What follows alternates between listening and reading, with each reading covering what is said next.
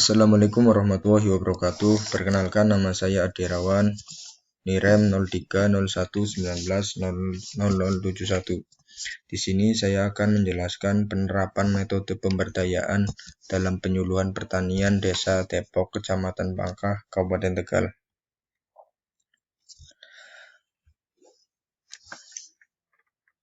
Penerapan metode pemberdayaan dalam penyuluhan pertanian Desa Depok, Kecamatan Pangkah, Kabupaten Tegal.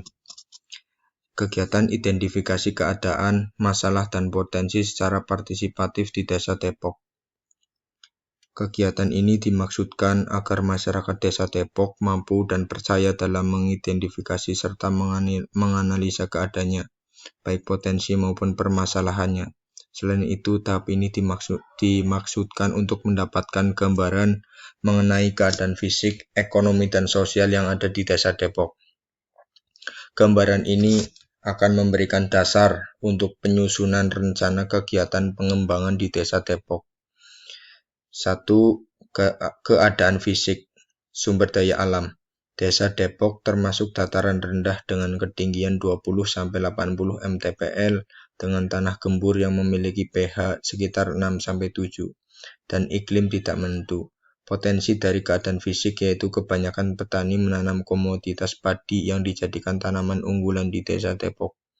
Tidak hanya itu saja, kesuburan tanah yang dimiliki sangat baik sehingga bisa ditanami berbagai tanaman hortikultura juga.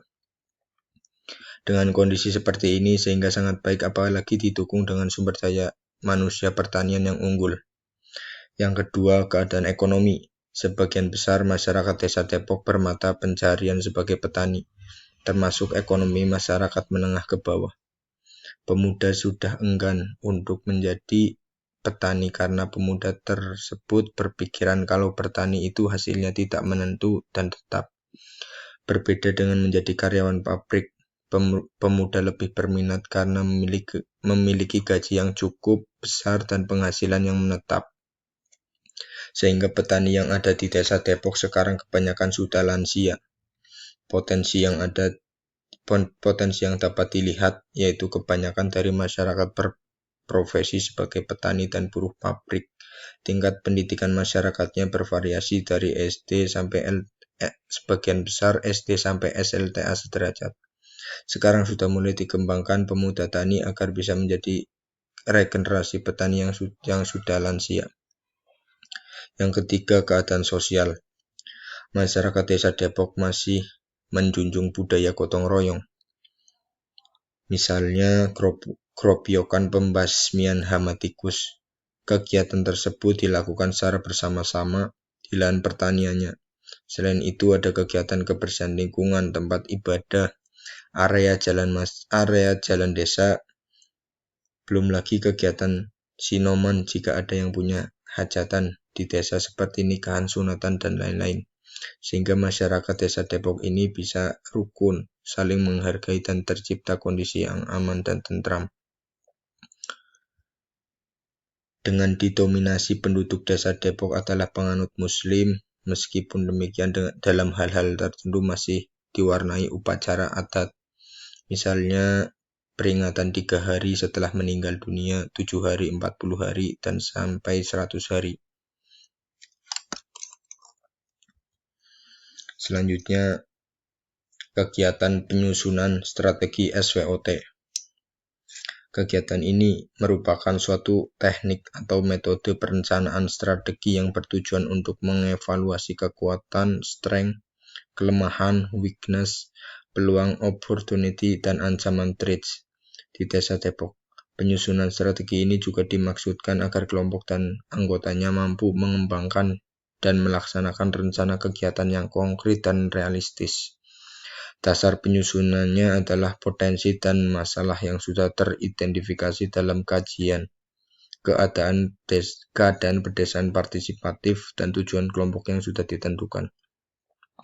Adapun kelebihan atau strength sektor pertanian di Desa Depok. Yang pertama, lahan sawah yang cukup luas. Terdapat beberapa lembaga yang mendukung pertanian. Terdapat BUMP yang menangani padi, ketersediaan alsintan, irigasi yang cukup baik. Weakness atau kelemahan sektor pertanian di Desa Depok. Terdapat beberapa jalan usaha tani yang rusak, kebanyakan petani berusia lanjut, terdapat lumbung padi yang tidak terawat. Opportunity atau peluang sektor pertanian di Desa Depok. Yang pertama, banyak terdapat anak muda, daya konsumsi yang tinggi, masyarakat Indonesia mayoritas makanan pokoknya beras, terdapat KUR BRI, ketersediaan air yang melimpah. Threats atau hambatan sektor pertanian di Desa Depok. Yang pertama, banyak kompetitor. Yang kedua, serangan hama penyakit. Yang ketiga, cuaca dan iklim. Adapun kegiatan pemberdayaan masyarakat Desa Depok. Yang pertama, kegiatan penguatan atau pelatihan. Kegiatan penguatan atau pelatihan yang ada di Desa Depok sendiri menggunakan beberapa langkah. Di antaranya, satu, dalam peningkatan pembangunan pedesaan yang memberi penguatan pelatihan masyarakat memerlukan perubahan mindset atau paradigma bagi semua pihak terkait. Yang kedua, perlu diterapkan dan dilaksanakan strategi penguatan pelatihan masyarakat. Tiga, penguatan tersebut perlu menggunakan pendekatan proses yang lebih terarah, menyeluruh, serta sistematis. Selanjutnya, pengembangan dan pemberdayaan sumber daya manusia pertanian khususnya perlu makin diperkuat. Yang kedua, kegiatan pelaksanaan hasil pelatihan. Adapun bentuk kegiatan pelaksanaan di Desa Depok ialah sebagai berikut. 1. Penyelenggaraan program pelatihan, menjelaskan tujuan dasar pelatihan. Yang kedua, kesesuaian program pelatihan dengan kebutuhan masyarakat. Yang ketiga, adanya pembentukan kelompok. Yang keempat, waktu kegiatan disesuaikan dengan peserta program pemberdayaan.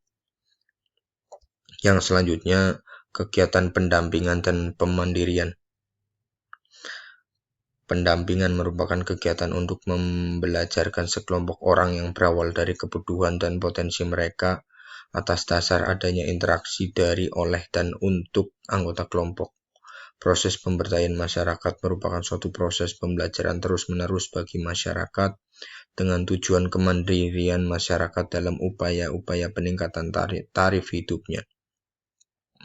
Yang terakhir, kegiatan evaluasi pemberdayaan. Indikator keberhasilan suatu pemberdayaan adalah meningkatnya kualitas hidup dari peserta program pemberdayaan. Untuk mengetahui keberhasilan suatu program pemberdayaan, maka perlu adanya evaluasi yang dilakukan oleh penyelenggara program pemberdayaan. Kegiatan evaluasi adalah kegiatan yang sangat penting dalam pelaksanaan program pemberdayaan masyarakat. Dengan adanya evaluasi, maka akan diketahui sejauh mana efektivitas dan efisiensi program pemberdayaan masyarakat. Evaluasi bertujuan untuk 1. Mengidentifikasi tingkat pencapaian tujuan. Yang kedua, mengukur dampak langsung yang terjadi pada kelompok sasaran. Yang ketiga, mengetahui dan menganalisis konsekuensi lain yang mungkin terjadi di luar rencana. Yang terakhir, rekomendasi permasalahan yang ada di lapangan untuk mengoptimalkan program pemberdayaan masyarakat. Yang pertama, pemberdayaan yang sebaiknya dilakukan penyuluh kepada petani, diantaranya mendampingi petani dari budidaya sampai pemasaran, sehingga bisa selesai sampai tuntas. Yang kedua, untuk pemberdayaan pemuda tani hendaknya dimaksimalkan lagi, agar semakin banyak pemuda tani yang sukses dalam bidang pertanian. Yang ketiga, untuk manajemen kelompok tani maupun Gapoktan bisa ditingkatkan, mulai dari administrasi, keuangan, sehingga benar-benar kelompok tani dan Gapoktan berfungsi maksimal sebagaimana mestinya. Yang keempat, dalam melaksanakan program pemberdayaan masyarakat, sebaiknya peserta program merupakan masyarakat yang memang benar-benar membutuhkan. Masyarakat dilibatkan dalam proses perumusan program.